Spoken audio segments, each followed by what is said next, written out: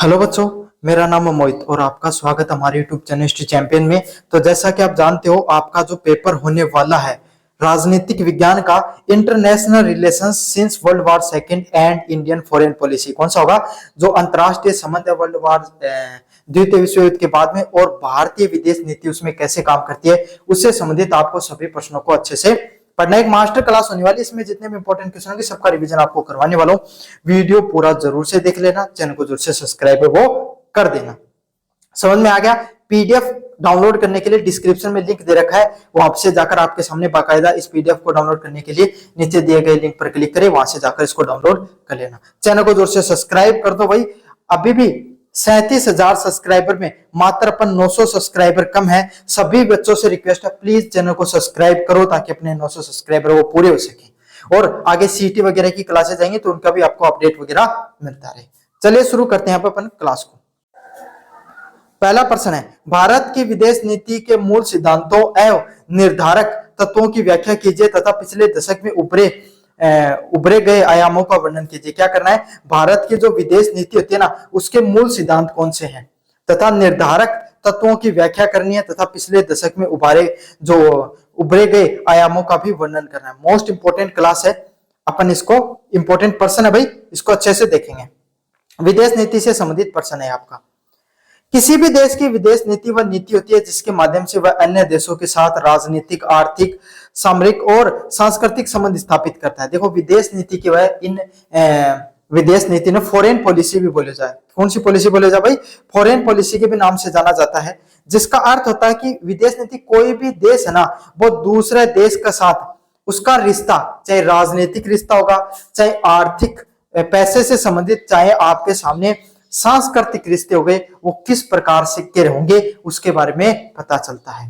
समझ में आ गया? तो विदेश नीति वही नीति होती है जिसके माध्यम से कोई देश है वो दूसरे देश के साथ उसके रिश्ते कैसे होंगे उसके बारे में आपको पता चलता है। भारत की विदेश नीति का उद्देश्य राष्ट्रीय हितों की रक्षा, विश्व शांति, आर्थिक विकास व अंतर्राष्ट्रीय सहयोग को बढ़ावा देना है। क्या है? भारत की जो विदेश नीति है उसका क्या है? राष्ट्रीय हितों की रक्षा करना। क्या करना? भारत के खुद के जो हित हैं, समझ में आ गया, वो सर्वोच्च हैं, वो सबसे ऊपर है, सबसे ऊपरी श्रृंखला में क्या आते हैं? भारत के खुद के जो हित है वो देखने को मिलते हैं, है ना। अब भारतीय राष्ट्रीय हित क्या होते हैं भाई? अपने देश पर कोई भी आक्रमण नहीं करे। अब यूं तो थारा कौन समझ में अच्छे से समझा जय भारत के अंदर अभी थोड़ा सा दिन पहले भारत ना अमेरिका आंख दिखा रही हो, बोलियो कि ना मत हार पर टैरिफ लगा देशों, यो कर देशों, वो कर देशों। भारत के करो यूरोपीय यूनियन है, उसके साथ भारत ने क्या कर दिया? फ्री ट्रेड एग्रीमेंट, एफटीए कर लिया। क्या किया? FTA, free trade agreement. अब आपको भारत को ना टैक्स वगैरह में उससे छूट मिल जाएगी। जो यूरोप के लोग वो भारत में फ्री ट्रेड कर सकते हैं और भारत के लोग वो यूरोप के अंदर फ्री ट्रेड कर सकते हैं, जिससे जो भारत की अमेरिका के ऊपर जो आत्मनिर्भरता थी वो थोड़ी कम हो जाएगी। आत्मनिर्भरता तो क्या थी? हम ही उनको ज्यादा इंपोर्ट चीजें एक्सपोर्ट कर रहे थे, है ना, इसीलिए वो कर रहे हैं इतना नाटक, लेकिन ये करा। अब उसके अलावा अभी थोड़े दिन पहले जो ईरान का और युद्ध चल रहा था, इसमें अपन ने क्या किया? अपन ने सस्ता तेल खरीदने के लिए रशिया से तेल खरीदना शुरू किया, वेनेजुएला से तेल खरीदना शुरू किया। तो यही आपके सामने क्या होती है? वो नीतियां होती हैं जिससे क्या होता है? राष्ट्र का नुकसान नहीं होना चाहिए भाई। क्या नहीं होना चाहिए? राष्ट्र का नुकसान नहीं होना चाहिए। विश्व शांति, सभी लोग आपके सामने शांतिपूर्ण जीवन जी सके। भाई आज के समय देख रहे हो, हर एक दूसरा देश क्या कर रहा है? एक दूसरे पर आक्रमण करने पर तुला हुआ है। कदे वो पर आक्रमण कर रहे हैं, कदे कोई दूसरा आक्रमण कर रहे हैं, है ना, ये देखने को मिल रहा है ना। तो यही चीज आपके सामने कि सभी लोग एक साथ शांति के साथ जीवन जी सके, आर्थिक विकास व अंतर्राष्ट्रीय सहयोग को बढ़ावा देना, और क्या करना? सभी लोगों का आर्थिक विकास हो सके। कौन सा विकास हो सके भाई? आर्थिक विकास हो सके, इस चीज को बढ़ावा देने के लिए भी आपके सामने क्या किया गया है? प्रयास किया गया है ना। अब आर्थिक विकास में क्या है भाई? इस प्रकार के एग्रीमेंट किए जाए, अलग अलग देशों की यात्रा करके, अलग अलग देशों से आप साथ अच्छे रिश्ते बनाकर, कि कोई भी देश है ना, वो सबसे पहला उसका प्रयास ये रहता है कि उसका व्यापार ज्यादा से ज्यादा बढ़े। क्या बढ़े? उसका व्यापार है वो ज्यादा से ज्यादा बढ़े। तो आर्थिक विकास को बढ़ावा देने का प्रयास किया। अंतर्राष्ट्रीय सहयोग को बढ़ावा देना, सभी लोग एक साथ आपके सामने मिलजुल कर रहे हैं, आपके सामने अंतर्राष्ट्रीय सहयोग को भी बढ़ावा देने के बारे में प्रवृत्ति देखने को मिलती है। स्वतंत्रता के बाद में पंडित जवाहरलाल नेहरू ने भारत की विदेश नीति की आधारशिला रखी है। भारत के स्वतंत्र होने के बाद में पंडित जवाहरलाल नेहरू ने क्या किया, आपके सामने भारत की जो फॉरेन पॉलिसी है उसकी शुरुआत किसके द्वारा की गई है, पंडित जवाहरलाल नेहरू के द्वारा की गई थी। क्यों? क्योंकि वो भारत के पहले प्रधानमंत्री थे। अच्छा, उन्होंने भारत की विदेश नीति की सिर्फ आधारशिला ही नहीं रखी, वो नींव इतनी मजबूत रखी है जिसके वजह से आज भारत है उसकी एक अलग छवि थी पहले तक। आज के टाइम में कौन नहीं पल्ला, जो आज के टाइम में पीआर ज्यादा है, समझ में आ गई, फोटो बड़ी आती है आज के टाइम में, लेकिन वो जो पहले के समय भारत की जो इज्जत हुआ करती थी वो उतनी कम हुई है अंतरराष्ट्रीय स्तर पर। समझ में आ गया आपको? क्योंकि पहले राजनीतिक स्तर पे भारत की एक बहुत ही उच्च पहचान हुआ करती। हो सकता था कि हम आर्थिक रूप से कमजोर थे तो लोग हमें आर्थिक रूप से कमजोर समझा करते थे, लेकिन राजनीतिक और लोकतांत्रिक दृष्टिकोण से हमारा देश की छवि बहुत ज्यादा मजबूत थी। वो आज थोड़ी बहुत कमजोर जरूर है। क्यों थी? आगे जाके बेरो पाठक वो सारी चीज देखो ना। समय के साथ वैश्विक परिस्थितियों के अनुसार इसमें अनेक नए आयाम जुड़े, वक्त बदलता चला गया और इसके अंदर और नई नई चीजें हैं वो जुड़ती चली गई। जैसे भारत की विदेश नीति का मूल सिद्धांत कौन कौन से हैं? सबसे पहला पंचशील सिद्धांत। भारत शांतिपूर्ण सह अस्तित्व, संप्रभुता के सम्मान व एक दूसरे के आंतरिक मामलों में हस्तक्षेप न करने की नीति का पालन करता है। भारत कौन से सिद्धांत को अपना रहा है? पंचशील सिद्धांत को अपना रहा है। कौन से सिद्धांत को अपना रहा है? पंचशील सिद्धांत, जिसका अर्थ क्या होता है कि सभी लोग अपना जीवन शांतिपूर्ण जीवन जी सके। कैसा जीवन जी सके? सभी लोग है वो एक साथ मिलजुल कर जीवन जी सके और सह अस्तित्व के साथ। सह अस्तित्व क्या होता है? एक दूसरे के साथ आपके सामने मिलजुल कर जी। संप्रभुता का सम्मान। संप्रभुता का सम्मान क्या होता है आपके सामने? संप्रभुता का सम्मान के अर्थ होता है कि सभी लोगों, जो भारत देश की अखंडता है, आप हाँ कोई भी दूसरा देश का है ना, देश के अंदर उनकी राजनीति की ओर अपना कोई लेनो देनो को नहीं है ना, कोई मतलब नहीं है। हमें हमारे देश से मतलब रहता है, हम कभी भी दूसरे देश की राजनीति में हस्तक्षेप नहीं करते हैं तथा एक दूसरे के आंतरिक मामलों में हस्तक्षेप न करने की नीति का भी पालन किया है। हमने यही किया कि दूसरे देश उनके जो मन में आए वो करे, हमें उन चीजों से कोई भी मतलब नहीं है। क्या नहीं है? हमें उन सब चीजों से कोई सी भी प्रकार का कोई भी मतलब नहीं है। हमने एक कसम खा रखी है, ठीक है। सीधी सीधी बात है, मैं कोई पे ना तो आक्रमण करांगा, सबके साथ मिलजुल के रहूंगा। दूसरे देश की संप्रभुता है, दूसरे देश की जय संस्कृति, बस अपना नुकसान नहीं पहुंचना चाहिए। बाकी अगला आपके देश में जो करना वो करो, जब तक अपना देश ने नुकसान नहीं पूछ रहे, आप हाँ उनका कोई भी राजनीतिक मामला में कोई भी प्रकार को हस्तक्षेप कौन कराना। अगले वाला है गुट निरपेक्षता। शीत युद्ध के दौरान भारत में किसी भी गुट, सैन्य गुट का सदस्य न बनने की नीति अपनाई। क्या हुआ? गुट निरपेक्षता अर्थ यही होता है, जब शीत युद्ध के दौरान, किसके दौरान? जब कोल्ड वार हुआ, तब क्या है, आधी दुनिया, कोई दुनिया अमेरिका के साथ हो रही थी, आधे लोग यूएसएसआर के साथ हो रहे थे, रशिया के साथ। लेकिन भारत ने क्या कहा कि हम तो भाई किसी गुट का साथ नहीं देंगे, हमारे जो मन में आएगी हम उसी हिसाब से फैसले लेंगे, हम निष्पक्ष रहेंगे एकदम, ठीक है। तो भारत ने यही कहा कि हम किसी भी गुट का सदस्य नहीं बनेंगे, हम अपना स्वतंत्र रूप से आपके सामने क्या करेंगे? फैसले लेंगे। चलिए अगले वाले प्रश्नों की बात करें। विश्व शांति व सहयोग। भारत अंतरराष्ट्रीय विवादों के शांतिपूर्ण समाधान, संयुक्त राष्ट्र संघ की भूमिका का समर्थन करता है। क्या करता है? भारत यह कहता है कि एक दूसरे देशों के ऊपर युद्ध के माध्यम से समझौता नहीं होना चाहिए। युद्ध वगैरह करना गलत चीज है। अरे एक जगह टेबल पे बैठो, आपस में जो मन मुटाव उसको दूर करो और अपने जो स्वतंत्र रूप से जो फैसले लेने हैं वो, ठीक है। तो भारत यही कहता है कि आपके सामने जो अंतरराष्ट्रीय जो विवाद चल रहे हैं आपके आपस में, उनमें लड़ाई करने में कोई आने जाने को नहीं भैया, एक जगह बैठ के आपको मामला सुलझा लो। तथा संयुक्त राष्ट्र संघ की भूमिका का भी समर्थन करता है। और क्या करता है? भारत जो संयुक्त राष्ट्र संघ है उसकी भूमिका का भी आपके सामने समर्थन करता है कि संयुक्त राष्ट्र संघ है उसकी भी बहुत महत्वपूर्ण भूमिका है। अगले वाला बिंदु है उपनिवेशवाद व जातीय भेदभाव का विरोध करना। भारत ने सदैव उपनिवेशवाद, उपनिवेशवाद क्या होता है? जैसे जो ब्रिटेन है उसने भारत पे क्या कर रखा था? राज कर रहा था ना। ऐसे सिर्फ भारत पे नहीं, मध्य जो दक्षिण एशिया के बहुत से देशों पर राज किया है, इन यूरोपीय देश या अमेरिका ने, या फिर आपके सामने अफ्रीका के देशों में। तो इस प्रकार की जो खनिज संपदा होती है उन पर जो बड़े देश होते हैं उनका बेचारे छोटे और गरीब देशों पर क्या रहता है? नजर रहती है। तो उन खनिज संपदाओं को न लूटा जाए। जो उपनिवेशवाद की जो विचारधारा है, उस विचारधारा का भी भारत क्या करता है, घोर विरोध करता है। क्यों करता है? भारत भाई पीड़ित है भाई, बात जी आदमी की आंगली कटेड़ी रहे, बीरो पट्टे की आंगली कटे से कहीं दर्द हो। तो यही है, भारतीय उपनिवेशवाद का भी विरोध करता है। रंग भेद व साम्राज्यवाद का भी विरोध करता है। जो आपके सामने भेदभाव किया जाता है ना काले गोरे के बीच में, है ना, तथा साम्राज्यवाद आपके सामने जब एक दूसरे के जो देश होते हैं वो एक दूसरे के ऊपर क्या करते हैं, आपके सामने जो साम्राज्यवाद की नीति है उसका भी विरोध किया जाता है। अगले वाले पॉइंट की बात करो, विदेश नीति के निर्धारक तत्व है। विदेश नीति किस किस चीजों पर निर्भर करती है भारत की? पहला है भौगोलिक स्थिति पर। समझ में आ गया? जैसे भारत है उसका नजरिया भूटान को, भारत के पड़ोसी देश पाकिस्तान भी है, भारत का पड़ोसी देश नेपाल और भूटान भी है। तो भारत, नेपाल और भूटान और पाकिस्तान तीनों के साथ अलग अलग रिश्ते देखने को मिलेंगे, है ना। पाकिस्तान भारत पे क्या करता रहता है, लगातार आक्रमण करता रहता है, आतंकवाद को फैलाता है, तो हमने उनके साथ व्यापार बंद कर रखा है। वही नेपाल के साथ बॉर्डर तक खुला हुआ है। तो यही चीजें भौगोलिक स्थिति पर भी चीजें निर्भर करती हैं। राष्ट्रीय सुरक्षा, समझ में आ गया आपके सामने, हमारे देश को नुकसान नहीं पहुंचना चाहिए। आर्थिक हित, कितना फायदा हो रहा है भारत आपके सामने भाई। आजकल तो हमने रक्षा के उत्पादन में भी अब धीरे धीरे आगे बढ़ रहे हैं, है ना। तो यही है कि आर्थिक पैसे में इंपोर्ट एक्सपोर्ट को बढ़ावा देने का प्रयास किया जा रहा है। ऐतिहासिक व सांस्कृतिक संबंध, भाई कुछ ऐसे देश है जिनके साथ आज से नहीं बहुत प्राचीन समय से, पल्ल्या का टाइम से अपना बढ़िया रिश्ता चलता रहे हैं, है ना। तो बस संबंध भी मायने रखें, ऐतिहासिक व सांस्कृतिक संबंध भी बहुत ज्यादा मायने रखते हैं। अंतरराष्ट्रीय परिस्थितियां, कैसी परिस्थितियां? जो अंतरराष्ट्रीय परिस्थितियां हैं उनके बारे में आपके सामने इंटरनेशनल जो रिलेशंस है, इंटरनेशनल सिचुएशंस है, उनको ध्यान में रखकर काम किया जाता है।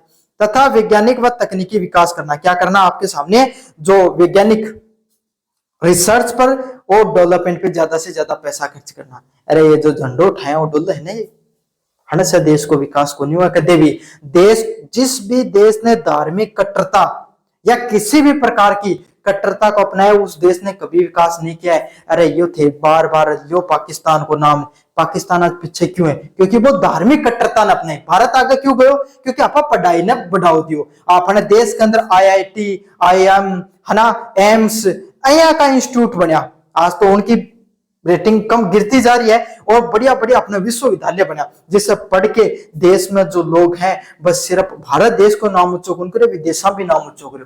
पाकिस्तान वाला क्या करो, आपका सामने भाई धर्म की चीज प्रचार फैला रहे। और आज इसी प्रकार की चीजों से हम भी ग्रसित होते जा रहे हैं।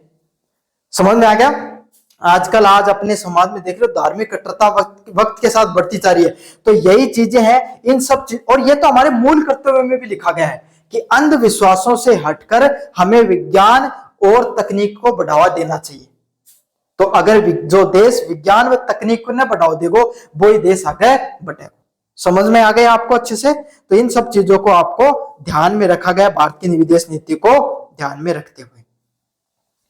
भारत के पिछले दशक में उभरे नए आयाम, भाई पिछला 10 साल के नए आयाम देखने मिले 2014 से लेकर 2026 तक।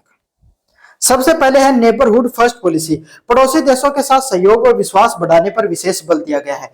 क्या है? भारत के जितने भी पड़ोसी देश है ना, उन सब के साथ सहयोग, सभी लोग क्या मिलजुल कर रह सके, है ना। सभी के साथ आपके सामने जो सहयोग होता है, क्या होता है, सभी देशों के साथ आपके सामने सहयोग और विश्वास बढ़ाने पर भी विशेष बल दिया गया है। क्या दिया गया है? विशेष बल, विशेष जोर है वो दिया गया है कि सभी लोग मिलजुल कर रहे।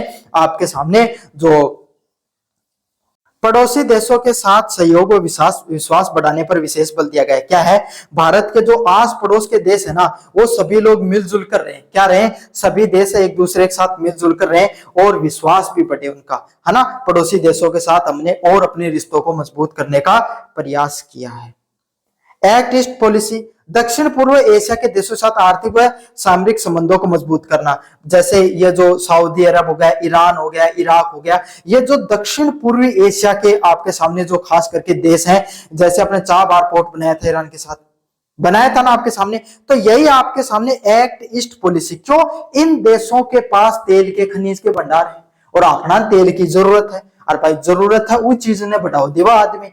तो यही है, हमने दक्षिण पूर्वी देशों के साथ अपने आर्थिक व सामरिक संबंधों को और ज्यादा मजबूत किया जाए, इस चीज पर हमने क्या किया भाई, खूब प्रयास किया है।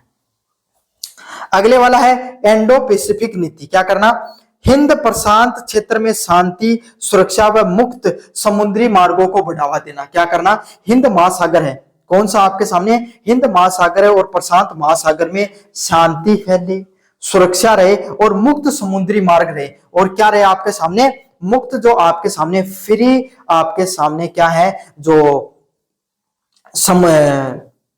ओशियन ट्रेड है वो हो सके। जैसे कि है भाई आपके सामने दक्षिण चाइना सी है, ऊपर हमेशा विवाद चलते रहे, चाइना ऊपर कब्जो कर रहा, कोई भी देश नहीं ने कौन जानते, देखा ना मिला ना।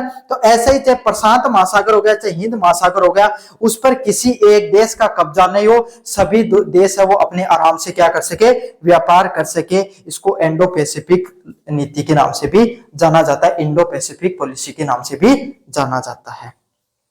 चलिए अगले वाला वैश्विक कूटनीति, चाहे G20 हो गया, चाहे ब्रिक्स हो गया, चाहे क्वाड हो गया, चाहे बिस्मेट जैसे मंचों पर भारत की सक्रिय भूमिका। भारत की अलग अलग जो मंच है, चाहे G20 का हो गया, चाहे ब्रिक्स का हो गया, चाहे क्वाड का हो गया, चाहे बिस्मेट का हो गया, ये जो जितने अंतरराष्ट्रीय संगठन है जिसके अंदर बड़े बड़े देश हैं, वो आपके सामने क्या करते हैं, बड़े बड़े देश हैं वो आपके सामने उन मंचों पर बैठकर जो फैसले लेते हैं, उन मंचों पर भारत की एक मजबूत आपके सामने छवि, मजबूत फैसले लेने की छवि होना जरूरी है। अगले वाला है आर्थिक और डिजिटल कूटनीति, विदेशी निवेश, व्यापार व डिजिटल तकनीक एवं ऊर्जा सुरक्षा पर विशेष ध्यान देना। क्या करना, विदेशी निवेश, विदेशी निवेश क्या करना, फॉरेन ट्रेड, क्या करना, फॉरेन ट्रेड करना, अपने जो आपके सामने व्यापार को बढ़ावा, भाई देश में इंपोर्ट एक्सपोर्ट बढ़े, व्यापार बढ़ेगा तो ही देश बढ़ेगा, सीधी बात है, समझ में आ गई। डिजिटल तकनीकें बढ़े, डिजिटल आपके सामने जो टेक्नोलॉजी उसमें बढ़ावा देखने को मिले, और ऊर्जा सुरक्षा का भी विशेष ध्यान दिया जाए। भारत जो पहले के समय आपके सामने जो पारंपरिक ऊर्जा संसाधनों पर निर्भरता थी, अब वो धीरे धीरे सौर ऊर्जा पर कर रहा है।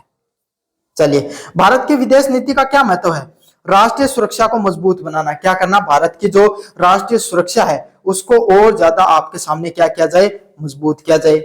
आर्थिक विकास एवं विदेशी निवेश को बढ़ावा दिया जाए। क्या किया जाए, आपके सामने आर्थिक विकास को बढ़ावा दिया जाए, समझ में आ गया, इकोनॉमिक डेवलपमेंट को बढ़ावा दिया जाए, विदेशी निवेश को बढ़ावा मिले। किस चीज को निवेश को बढ़ावा मिले, भाई आपके सामने जो भारत में जो विदेशी निवेश है, FDI फॉरेन डायरेक्ट इन्वेस्टमेंट, कि विदेश को आदमी भारत की कोई कंपनी में के तो पैसा लगावे, या फिर आपके सामने के करे कोई खुद की कंपनी खोला, देखो क्या फायदा होगा, विदेशी मुद्रा का जो भंडार होता है उसमें भारत की क्या होती है, आपके सामने बढ़ोतरी होती है। वैश्विक स्तर पर भारत की प्रतिष्ठा में वृद्धि, और क्या है, पूरी दुनिया में वैश्विक स्तर पर भारत की जो प्रतिष्ठा है ना, उसके अंदर भी वृद्धि देखने, तो ये सब चीजें आपको देखने को मिलती हैं। अगले वाला बिंदु है क्षेत्रीय व वैश्विक शांति में योगदान देना। क्या करना, भारत का यही प्रयास है कि हमारे आसपास के जो देश हैं उन सब के साथ अपने रिश्ते मजबूत व अच्छे रहे, और हम यही प्रयास करें कि सारी दुनिया में भी शांति रहे। विकासशील देशों के हितों की रक्षा करना, जो विकासशील देश है ना, जो भी डेवलपिंग नेशंस है, उन देशों की भी हितों की रक्षा की जाए। भारत की विदेश नीति आदर्शवाद, व्यवहारिक व संतुलित उदाहरण है। क्या है, भारत की जो आपके सामने फॉरेन पॉलिसी है ना, वो आइडियलिज्म पे बात करती है कि सभी लोग मिलजुल कर रहे, लड़ाई झगड़े में ना करें भाई, और सभी लोगों के साथ क्या हो, संतुलित तरीके से जीवन जिए। बदलती वैश्विक परिस्थितियों के अनुसार भारत ने अपनी विदेश नीति में बदलाव भी किया है। समय के साथ हमने हमारी विदेश नीतियों को और ज्यादा मजबूत भी किया है। आज भारत की विश्व राजनीतिक जिम्मेदार, प्रभावशाली, उभरती हुई वैश्विक शक्ति के रूप में अपनी महत्वपूर्ण भूमिका निभा रहा है। क्या कर रहा है, भारत में जो विश्व राजनीति है उसके रूप में एक जिम्मेदार व प्रभावशाली व वैश्विक रूप से उभरती हुई अपने आप के सामने क्या शक्ति के रूप में अपनी महत्वपूर्ण भूमिका को निभा रहा है। चलिए अगले वाले प्रश्न की तरफ बढ़ते हैं। आसियान, सार्क, ब्रिक्स के उद्देश्य व महत्व को बारे में व्याख्या कीजिए। यदि वो प्रश्न आओगे ना तब एक ही पूछे जाओगे, तो ब्रिक्स का होगा, सार्क या आसियान में से एक पूछे जाओगे, लेकिन मैं थाने तीनों पढ़ाती हूँ ताकि थारे भी के तीनों का बारे में ज्ञान हो जाए और तीनों का बारे में पढ़ा रखा है। काफी बार प्रश्न के हैं कि लैंग्वेज बदल के आ जावे, तो अहियां ओपन हाथ मत करया करो, लैंग्वेज बदल के ही पर्सन आया भी करया करें। ठीक है, साथ साथ चैनल अगर अब तक सब्सक्राइब नहीं किया तो कर दो भाई। पहले सेमेस्टर से लेके छठा सेमेस्टर तक दिन रात एक करी है, कोई है कि पीडीएफ को नहीं जो मैं थाने दी नहीं हूं। अब थारो काम चैनल सब्सक्राइब करने को है या काम चाले को नहीं करो। आगे सीईटी की क्लास भी मैं डालूंगा इस चैनल में को नहीं। अब चैनल धीरे धीरे कंपटीशन एग्जाम की चीज भी पढ़ाई जाएंगी एकदम। जहां कॉलेज में पर्सन है ना, सीईटी के एग्जाम में भी पर्सन में पढ़ाने का पूरा प्रयास करूँ, कंपटीशन एग्जाम को भी पढ़ाऊंगा एकदम। स्वाद आ जाओ, बस चैनल में सब्सक्राइब कर दो। वर्तमान समय में अंतर्राष्ट्रीय सहयोग एवं क्षेत्रीय विकास के लिए विभिन्न क्षेत्र और वैश्विक संगठन महत्वपूर्ण भूमिका निभा रहे हैं। क्या कर रहे हैं? वर्तमान समय में अंतर्राष्ट्रीय सहयोग और जो क्षेत्रीय विकास के लिए भारत के जो विभिन्न क्षेत्रीय व वैश्विक संगठन है वो उनकी सबसे ज्यादा महत्वपूर्ण भूमिका निभा रहे हैं। समझ में आ गया? तो आज का समय की बात करना आप, जो अंतर्राष्ट्रीय सहयोग और जो क्षेत्रीय विकास है ना, उससे संबंधित आपका सामने जो विभिन्न क्षेत्र हैं, भाई सीधी बात है कि वह चाहे मान लो गांव में ग्राम पंचायत बनाई जाए, उन पंच चुन के जावे, या फिर तारो समाज है ना, एक अंदर 5-10 लोग चुन लिया जाए, कोई भी बड़ो काम हो तो वह लोग थारो प्रतिनिधित्व है ओवे ना। यह चीज क्यों है? ताकि अगर कोई भी भाई को लड़ाई झगड़ो है तो वह 2-3 आदमी मिलके सुलझ जाती देखने मिले, या हर गांव में हर समाज में यह चीज देखने मिले।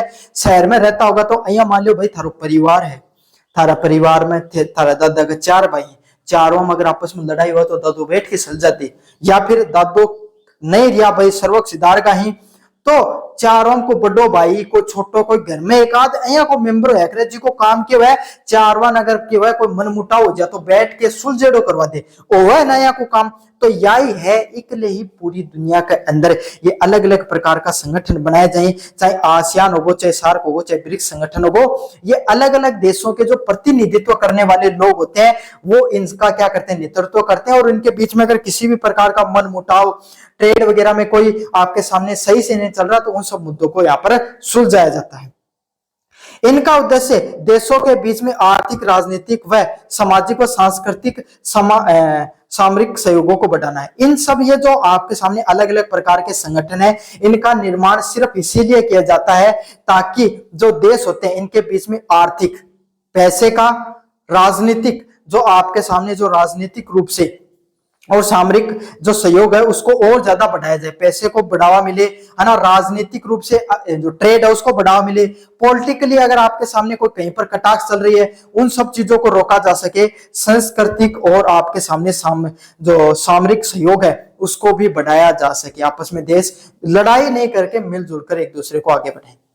भारत इन तीनों संगठन का सबसे महत्वपूर्ण सदस्य है तथा इसके माध्यम से क्षेत्रीय एवं वैश्विक विकास में भी सक्रियता का योगदान दे रहा है। क्या है? भारत इन तीनों जो संगठन है उन सभी संगठनों का, तीनों संगठनों का सबसे महत्वपूर्ण व अभिन्न हिस्सा है भारत। समझ में आ गया आपको अच्छे से? मुख्य भाग की बात करें, आसियान।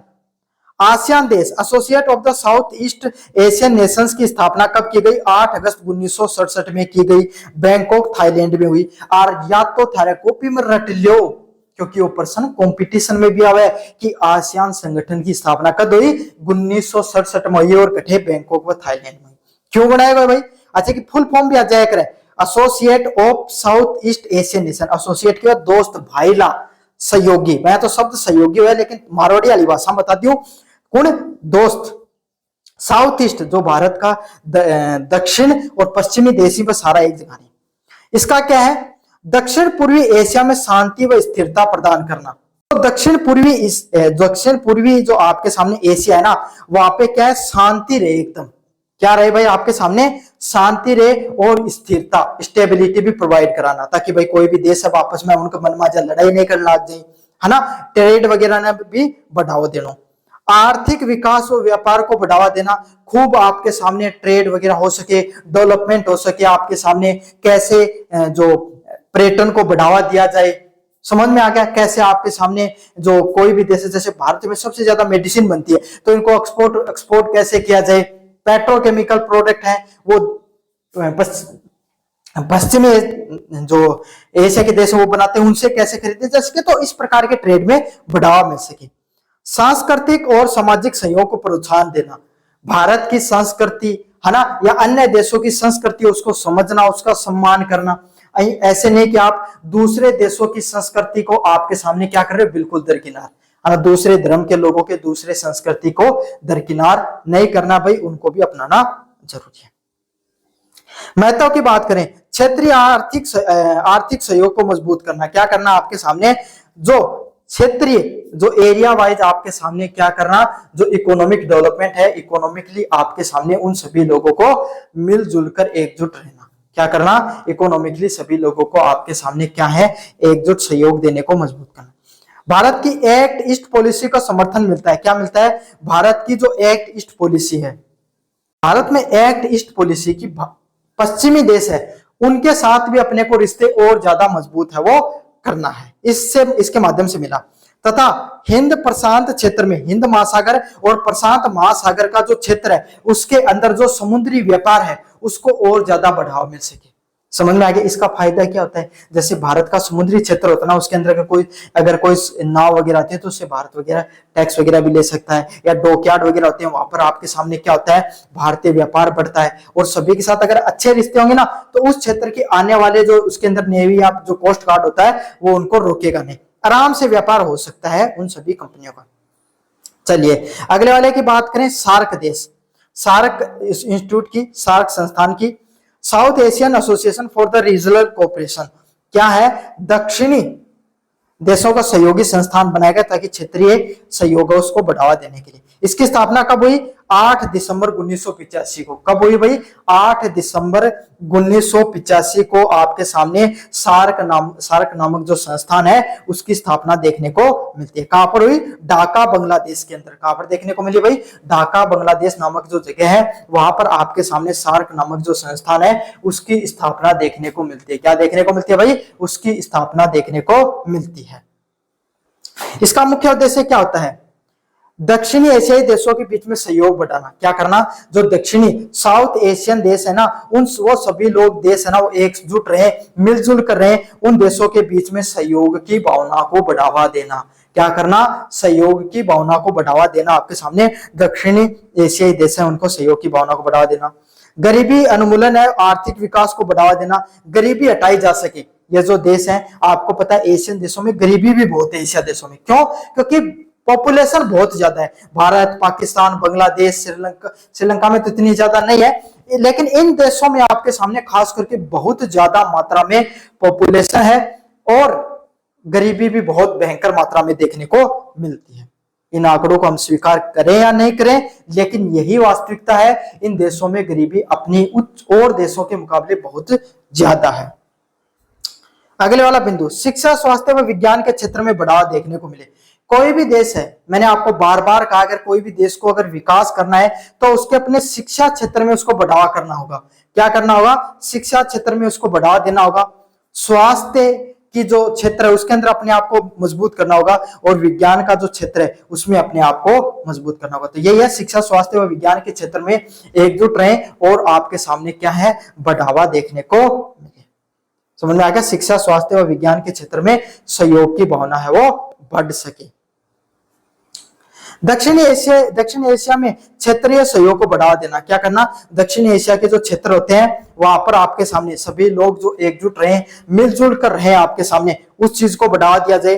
व्यापार व सांस्कृतिक संबंधों में वृद्धि की जाए। क्या किया जाए, जो बिजनेस होता है उसमें, और जो आपके सामने जो संस्कृति होती है, क्या होती है, जो हमारा कल्चर है, उन सब चीजों में भी बढ़ावा देखने को मिले। किसमें, व्यापार और आपके सामने जो संस्कृति होती है ना उसमें जो संबंध होते हैं उन संबंधों को और ज्यादा मजबूत है वो किया जा सके।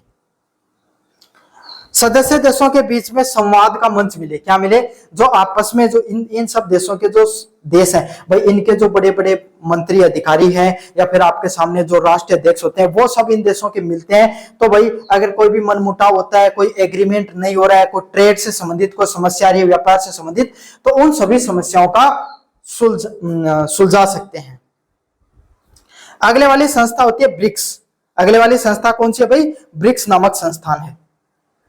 ब्रिक्स ब्राजील, रूस, भारत, चीन व दक्षिण अफ्रीका शामिल है। ब्रिक्स के अंदर कौन कौन से हैं भाई, आपके सामने अभी तो इसका और भी विस्तार, और भी नए देश शुरू हो गए, लेकिन स्टार्टिंग में यही देश थे। B for Brazil, R for Russia, I for India, C for China, S for आपके सामने साउथ अफ्रीका। इसका निर्माण इसीलिए हुआ क्योंकि इन देशों में सबसे ज्यादा जनसंख्या देखने को मिलती है। पूरी दुनिया का लगभग आपके सामने 30% से ज्यादा आपके सामने व्यापार यही देश आपस में मिलकर करते हैं। तो इन देशों ने सोचा कि क्यों ना हम मिलकर जो यूरोप और अमेरिका की आपके सामने टक्कर का एक ऐसा संस्थान बनाया जाए, G20 का एक टक्कर का एक संस्थान बनाया जा सके, जिससे क्या हो सके, आपके सामने हमारे देशों के हितों को बढ़ावा मिले। क्योंकि हम सबसे ज्यादा व्यापार हम कर रहे हैं भाई, और सबसे ज्यादा पॉपुलेशन हमारे पास है। विकासशील देशों की हितों की रक्षा करना, ये सभी के सभी देश कौन से हैं, छोड़ के रशिया को, है ना, और चाइना को, बाकी के जो देश हैं वो क्या है आपके सामने विकासशील देश हैं। चाहे साउथ अफ्रीका हो, चाहे इंडिया हो, ये सब विकासशील देश देखने को मिलते हैं। इनके हितों की रक्षा की जा सके, वैश्विक आर्थिक सहयोग को बढ़ावा मिले। पूरी दुनिया है उसके अंदर जो ट्रेड है, उस ट्रेड पर आपके सामने ये जितने देश हैं आपस में मिलजुल कर अच्छे फैसले ले सकें, ताकि इनका जो ट्रेड है वो और ज्यादा बढ़िया बढ़ सके। पूरी दुनिया के अंदर भाया सारो खेल आज के टाइम में व्यापार को ही है, पर राजनीति को या कर तो आजकल वो टाइम गयो, आजकल ज्यादा खेल व्यापार को ही बचे हैं। बहुपक्षीय व विश्व व्यवस्था का समर्थन करना, क्या करना, मल्टीपोलर वर्ल्ड को बनाना। आज के समय क्या पूरी दुनिया उस पर अमेरिका अपना प्रभुत्व जमाता है, चाहता है उसके ऊपर क्या कर देता, अपने सेंक्शन लगा देता है ना, अपने क्या लगा देता, अपने प्रतिबंध लगा देता है, चाहता है उस देश पर आपके सामने, और आपके सामने क्या करता है, जो उसकी मनमर्जी आती है ना वैसे के वैसे काम है वो करता है। मल्टीपोलर वर्ल्ड को निर्माण करने का काम किया है। वित्तीय संस्थानों में सुधार की मांग की गई। जो फाइनेंशियल इंस्टीट्यूशन है जैसे बैंक वगैरह है ना, इंटरनेशनल बैंक वगैरह होते हैं, तो उन सभी जो इंस्टीट्यूट हैं उनके अंदर आपके सामने जो इंप्रूवमेंट की आपके सामने मांग की गई है। महत्व की बात करें, क्या क्या इन्होंने किया है, न्यू डेवलपमेंट बैंक की स्थापना की गई। किसकी, न्यू डेवलपमेंट बैंक है, कौन सा है आपके सामने, न्यू डेवलपमेंट बैंक है, उसकी आपके सामने स्थापना की जा सके। वैश्विक आर्थिक संतुलन को मजबूत करना, क्या करना, जो आपके सामने पूरी दुनिया, वैश्विक जो दुनिया है उसके बीच में आपके सामने संतुलन है वो किया जा सके। क्या किया जाए, आपके सामने वैश्विक आर्थिक जो संतुलन है उसको बढ़ा मिल सके। विकासशील देशों की आवाज को और ज्यादा सशक्त करना, क्या होते हैं, जो विकासशील देश होते हैं, विकासशील देशों को और ज्यादा आपके सामने सशक्त और मजबूत किया जा सके। यही है जो देखो मतलब सीधी बात है, विकासशील देश है ना उनकी आवाज है ना, जो अमेरिका यूरोप के देश है ना उनको कमजोर समझते हैं, है ना, उनकी आवाज को वो लगभग दबाने का ही प्रयास करते हैं, तो उनकी आवाज को और ज्यादा मजबूती है वो मिले। भारत के लिए क्या महत्व है, व्यापार व निवेश में वृद्धि, क्योंकि भारत अब आपके सामने चाइना व रशिया जैसे देश हैं उनके एक संगठन का महत्वपूर्ण हिस्सा है। इसमें ब्राजील भी आ रहा है ना, तो यहाँ पर क्या आपके सामने, यहाँ पर जो व्यापार के और जो निवेश है इन देशों के साथ भारत का जो ट्रेड है ना वो और ज्यादा बढ़े, और निवेश है जो फॉरेन से जो आपके सामने इन्वेस्टमेंट आ रहा है वो भी और ज्यादा बढ़े। अगले वाला बिंदु, क्षेत्रीय व वैश्विक सहयोग को बढ़ावा देना, क्या करना, पूरी दुनिया के अंदर जो क्षेत्रीय क्षेत्र है ना, उन क्षेत्रों में और जो पूरी दुनिया के अंदर वैश्विक सहयोग, सभी लोग मिलजुल कर आपस में रहे, इन सब सहयोग की भावना है वो भी बढ़ सके। विदेश नीति की मजबूती होना, भारत की जो फॉरेन पॉलिसी है उसको और ज्यादा कैसे ना कैसे करके मजबूत किया जाए, भारत की फॉरेन पॉलिसी है उसको और ज्यादा स्ट्रॉन्ग है वो किया जा सके। भारत की वैश्विक भूमिका व प्रतिष्ठा में वृद्धि, क्यों भाई, भारत आज आपके सामने, ये तो बता रहा हूं, पूरी दुनिया के सबसे बड़े मंचों का आपके सामने आप भारत क्या कर रहा है, नेतृत्व कर रहा है। इतने बड़े मंचों पर जहां पर चाइना, रशिया, साउथ अफ्रीका और ब्राजील जैसे देश है उनके बीच में भारत अपना क्या है, एक महत्वपूर्ण भूमिका निभा रहा है। और इसी के अंदर एक सोलर अलायंस नाम का आपके सामने संगठन भी बनाया गया था, सौर ऊर्जा संगठन जिसको बोला जाता है, सौर ऊर्जा को बढ़ावा देने के लिए, वो संगठन भी बहुत अच्छे से चल रहा है इस समय। तो यही है, आज आपके सामने पूरी दुनिया के अंदर भारत की साख भी मजबूत हुई है इस संगठन से। अगला वाला बिंदु, एशियान सार्क ब्रिक्स वर्तमान विश्व राजनीति व अर्थव्यवस्था का महत्वपूर्ण संगठन है। क्या है, चाहे एशियान देश हो गए, चाहे सार्क हो गए, चाहे ब्रिक्स देश हो गए, ये सभी देश जो पूरी दुनिया की जो वैश्विक राजनीति और अर्थव्यवस्था का आपके सामने एक नई आधारशिला है। जो अन्य जो देशों के जो संगठन है उस संगठन के टक्कर के संगठन इनको है। इन संगठनों के माध्यम से सदस्य देशों के बीच में सब लोग मिलजुल कर सहयोग से रहें, विकास को बढ़ावा मिले और शांति को भी बढ़ावा देखने को मिले, इसके प्रयास किए जा रहे हैं। भारत में संगठन आर्थिक विकास, क्षेत्रीय सहयोग व वैश्विक जो नेतृत्व है उसको मजबूत करने के लिए महत्वपूर्ण मंच है। क्या है? हमारा जो आर्थिक विकास है उसको, जो फाइनेंशियल डेवलपमेंट है उसको, क्षेत्रीय सहयोग सभी लोग मिलजुल कर रहे हैं, और जो वैश्विक नेतृत्व है उसको और ज्यादा मजबूत किया जाए, इन सब चीजों पर जोर दिया जा रहा है। समझ में आ गया? तो ये था प्रश्न आपका। कैसा लगा जरूर से बताना। चैनल को अगर अभी तक सब्सक्राइब नहीं किया है तो जरूर से कर लेना भाई। अगले वाला प्रश्न है, संयुक्त राष्ट्र संघ की सुधार की आवश्यकता तथा सुरक्षा परिषद में भारत की स्थायी सदस्यता की दावेदारी को मूल्यांकन कीजिए। क्या करना है? संयुक्त राष्ट्र संघ में सुधार की आवश्यकता क्यों है और सुरक्षा परिषद में भारत की स्थायी सदस्यता की दावेदारी का मूल्यांकन करना है। क्या करना है? जो संयुक्त राष्ट्र संघ है उसमें सुधार की आवश्यकता तथा सुरक्षा परिषद में भारत की जो स्थायी सदस्यता है उसकी दावेदारी के बारे में आपको बताना है। मोस्ट इंपोर्टेंट प्रश्न है। कैसा प्रश्न है भाई आपके सामने?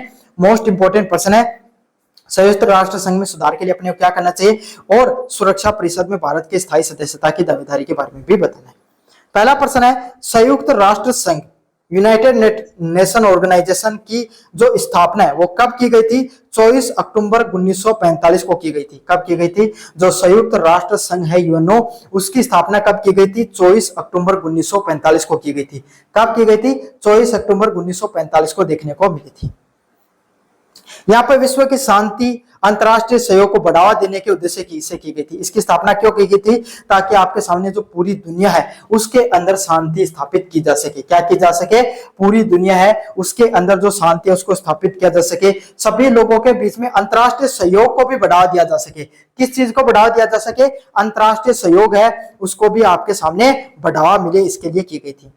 पिछले लगभग 8 दशकों में विश्व की राजनीति, आर्थिक और सामरिक परिस्थितियों में व्यापक परिवर्तन है। समय के साथ आपके सामने पूरी दुनिया की जो राजनीति है उस राजनीति के अंदर आपके सामने काफी ज्यादा बदलाव है वो देखने को मिले हैं।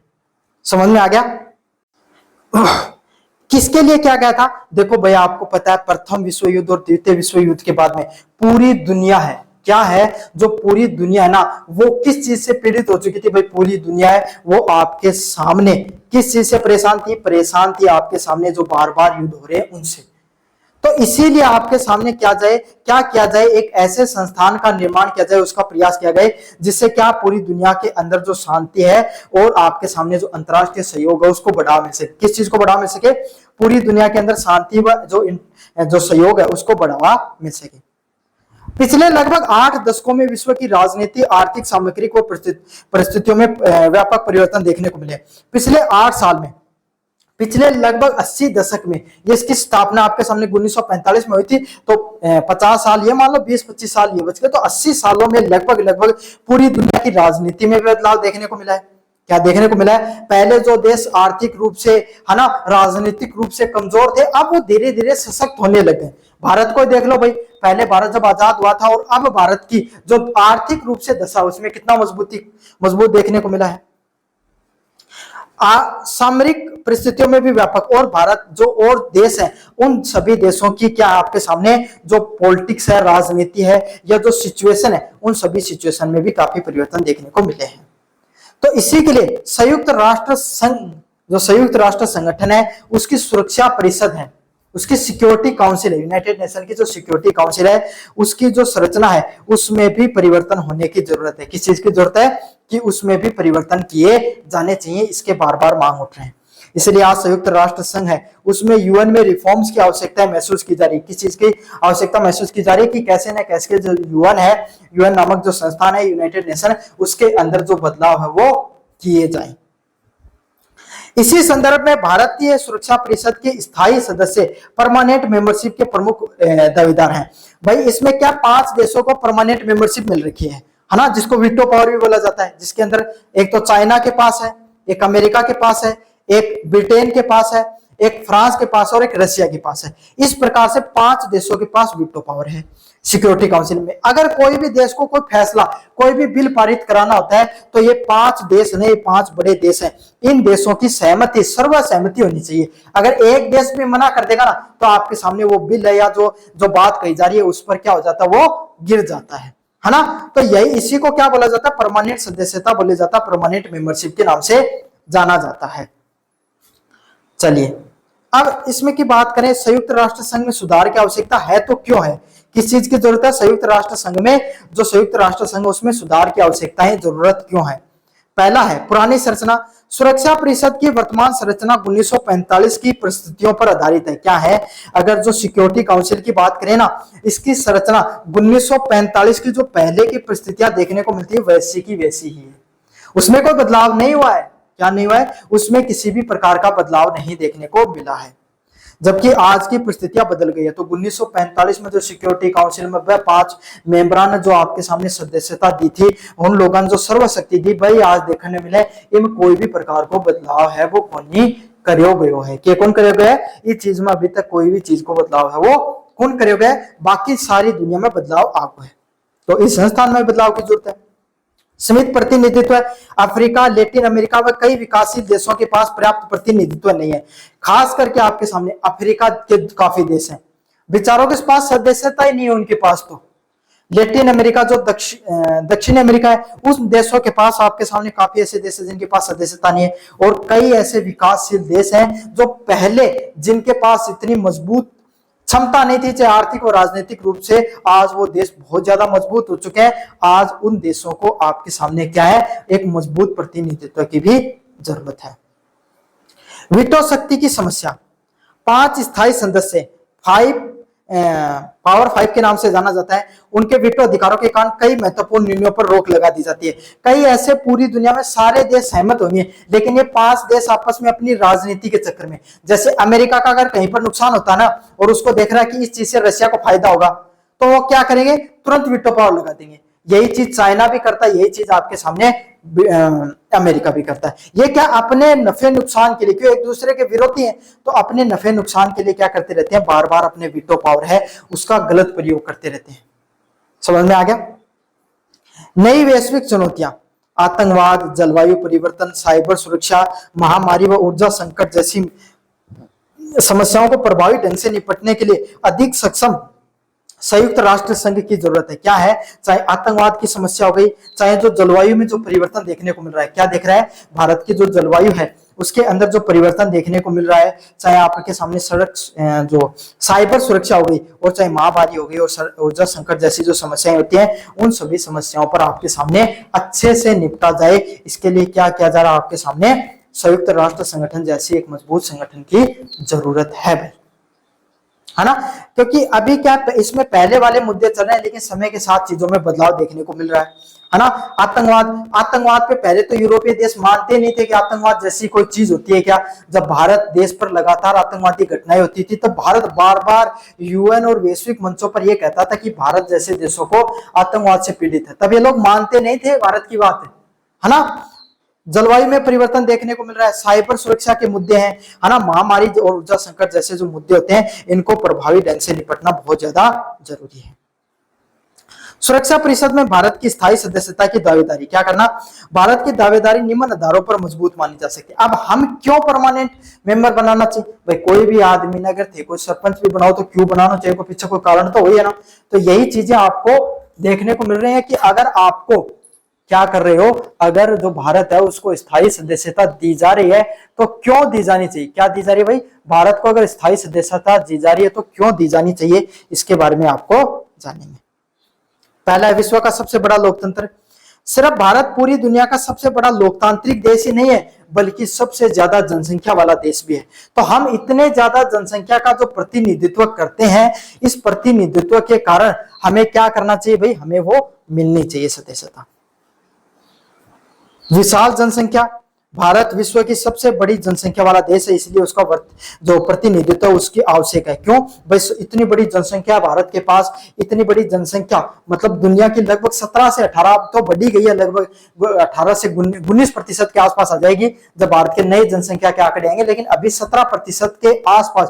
पूरी दुनिया में अगर 100 लोग माने जाए तो 17 लोग भारत का ही, समझ में आ रहे हो। तो इतने बड़े देश को आप प्रतिनिधित्व से वंचित नहीं कर सकते हो। क्या नहीं कर सकते हो, इतने बड़े देश को कभी भी आप प्रतिनिधित्व से वंचित करना गलत है।